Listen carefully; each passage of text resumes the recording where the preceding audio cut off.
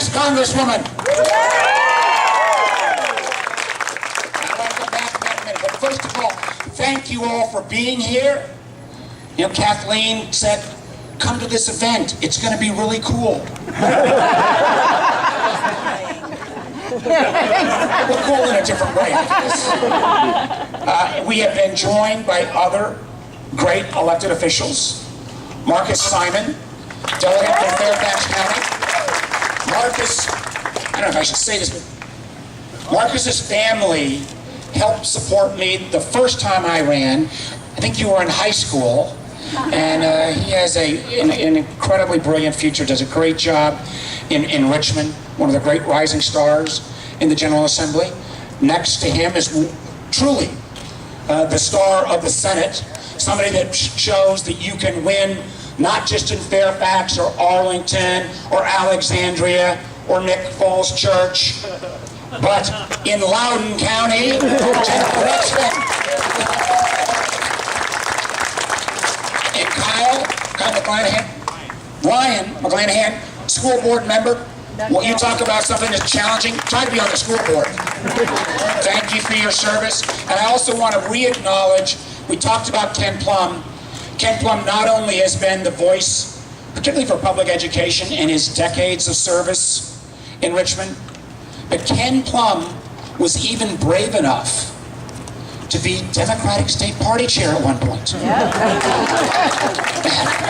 And anyone, I say this is the former Democratic State Party chair in Virginia as well, anybody that's willing to be a Democratic Party chair at the county level, the magisterial district level, Patsy, or state level, ought to get two things. One, a guaranteed spot in heaven. And two, a lifetime of counseling until you get there, because you can never make all Democrats happy. Amen. But it is wonderful that everybody's here. It's a warm afternoon into summer. I want to make a couple of quick comments. First of all, why do we need Luann? The truth is, Congress deserves its negative ratings these days, because we've got a whole crowd, particularly in the House of Representatives, that just says no on any issue. Today, a whole lot of members of the House and the Senate and Joe Biden that came over, and we were standing in equally hot weather on the Capitol steps saying, you know, Congress should not, we just took the longest break in modern history, 7 weeks. We've got a crowd in the House that is already starting to threaten, if they don't get their way, shut down the government again. We've got a group in the Senate that won't even be willing to give Merrick Garland the courtesy and fulfill their constitutional obligation to at least hold a hearing on President Obama's Supreme Court nominee. They can vote against him if they choose, but at least give this guy a hearing. Give him the same fair shake that every Supreme Court nominee has had in the past. We said we've got an enormous national health care crisis going on right now. It's not as bad in Virginia, but there are over 2,000 cases of Zika right now in Florida, and that number is going to only exponentially increase. The House again said, we won't give you any money unless we take money away from Planned Parenthood, or unless we take money away from veterans.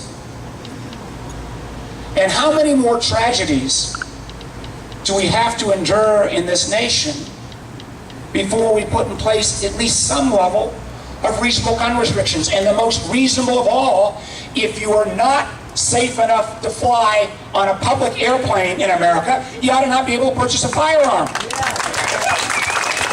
Now, there's a whole host of other issues, like Zika funding, Supreme Court nomination, trying to make sure we don't shut down the government, a reasonable restriction on purchase of firearms. 80% of Americans, regardless of which party, would agree on it.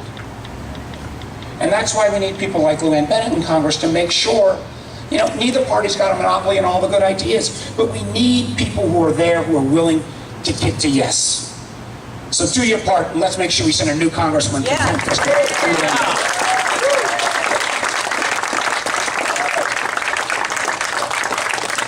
Don't forget Jerry and Don. But I also want to talk about the national election. How many of you, a year and a half ago, would be thinking that we're 60 days out and that a party, you know, my dad was a Republican, I grew up as a Republican, the party of Lincoln would nominate Donald Trump to be president? Wouldn't believe it. Who would believe that? Who would believe that this individual who says he's a good business guy, we have no idea because he's never released his tax reform returns. We do know he's bankrupted a lot of businesses. We do know he doesn't pay his bills on time. We do know that he has no interest in learning the complexity of the issues that we face in this country. Is standing 60 days from potentially being President of the United States. But don't assume that this is a done deal. Luann was great on her very kind introduction. And that Mark Warner, he left governor at 80% approval ratings. And 2 years ago at this point, I was 20 points ahead. On an election night, only because of the good work, particularly of folks here in Northern Virginia, I eked out a win when literally I was the only statewide Democrat, governor or senator in the whole South or Mid-Atlantic that got elected. So, no matter what things feel like in the week after Labor Day, we have a huge amount of journey to go. And you know, we're in this period now where, particularly with Trump, we see this politics of personal attack, of demonization. The idea that a man is running for President of the United States that criticizes John McCain's patriotism. I got a lot of issues with John McCain. Questioning his patriotism is not one. Or is willing to insult a Gold Star family whose child gave their life in defense of our nation. You know, we as Democrats, we don't always get it right. Well, I'd be the first to acknowledge that. But what we always aspire to, and I think what we think is our guiding principle, is we really believe in the notion that this ought to be a country that is, its uniqueness is, it's the only place in the world where you can come first generation and be part of our community and be American. Bish, I could move to Nepal tomorrow. I'd never be Nepalese. We're the only place in the world where we say everybody, no matter who you love, you ought to have a right to fully participate in our society. We're the only place in the world, and we've got to make sure we fight to protect that, where every kid, my background is the same as Luann's, I was middle class, lower middle class, I didn't have money to go through college, I had to get student loans, but the whole notion in America is everybody ought to get a fair shot. And yet we have this, candidly, philosophy being preached by some that is not about how you continue to strive towards that more perfect union, but instead says, let's try to divide based on race or religion, or, you know, were those good old days that good? Do we need to make America great again? Well, I tell you, America is great today.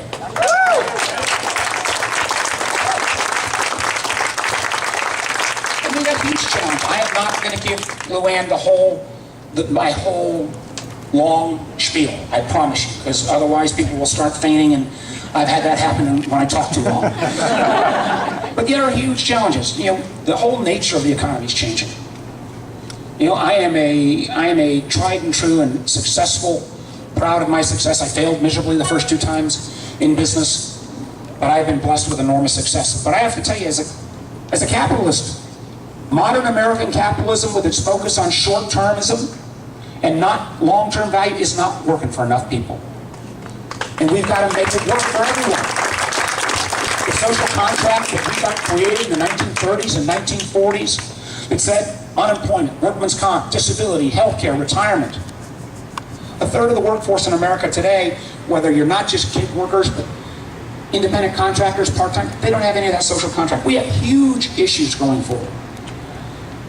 The people that I trust that are going to lead us are Hillary Clinton and Tim Kaine.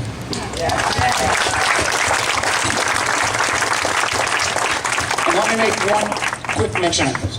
You know, I think one of the most important choices a presidential candidate, Senator Favola, it's great to see you. Barbara here represents Fairfax as well, but she's got those hardcore Arlington roots.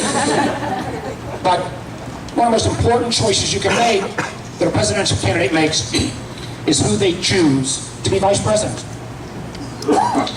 And the other guy picked somebody who had been in a state that was passing laws against, to discriminate against people who you love, who's been all about cutting back on investments in education.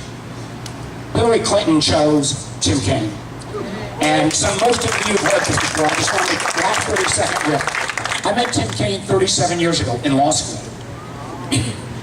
We did not meet at the library.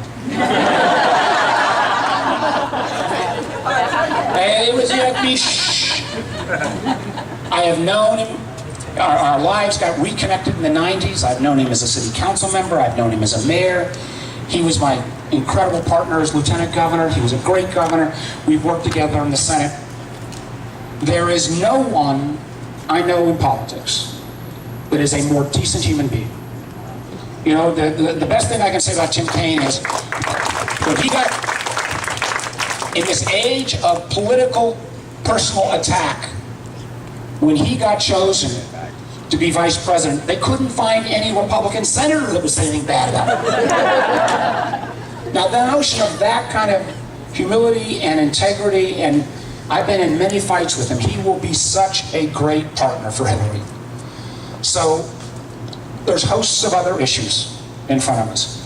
But I want to make sure, who is that great enthusiastic person who's making sure everybody signs up? What was Molly? Where's Molly? All right, Molly's getting people to sign up. Please sign up with Molly.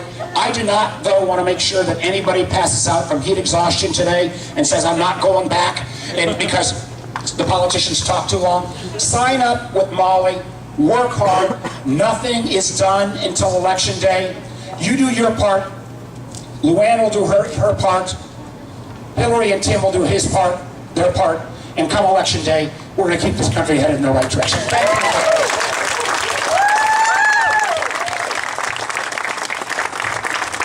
Thank you, Senator Warner.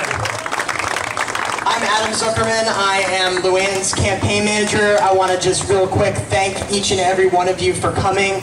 I think that I'm here for the same reason why a lot of you are here, because you all know that putting the right people in office as our elected representatives can make a real, tangible impact on people's lives. And so we can't do it without you. Senator Warner can't do this without you. Luann can't. Hillary Clinton and Tim Kaine can't. So we need you to do your part. So before you leave, please sign up to knock on doors, to make phone calls, take a yard sign, take a bumper sticker, whatever you can do, it really makes a difference. We've had a lot of close elections here in Virginia, and what you're doing each and every day on the doors and on the phones, talking to your friends and neighbors, is what's really going to make all the difference. So thank you for coming. Thank you for your support. Sign up to knock on doors, make phone calls, and let's win on November 8th. Thank you so much.